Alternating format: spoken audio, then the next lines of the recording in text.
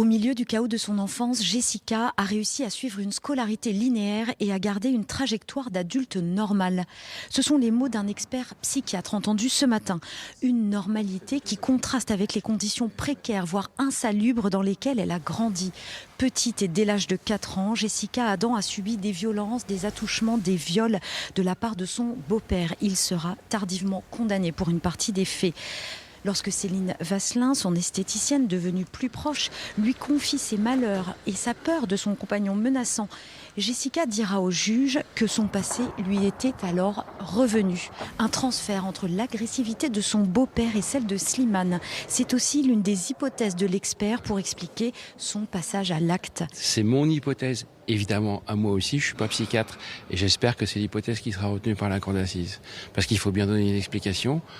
Les jurés ne peuvent pas délibérer sans savoir pourquoi. Au moins avoir une once d'explication de l'implication de ma cliente dans ce geste criminel.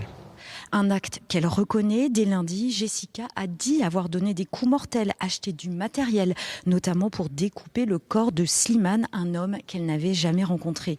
Slimane, qui est au cœur des débats aujourd'hui. 2 témoins viennent d'en dresser un portrait contrasté. Son beau-frère avait cessé de le voir depuis longtemps suite à une attitude particulièrement menaçante. Sa petite cousine, par contre, parle d'un homme généreux, d'un rayon de soleil. D'autres témoignages sont attendus pour préciser le caractère et le comportement de cette victime.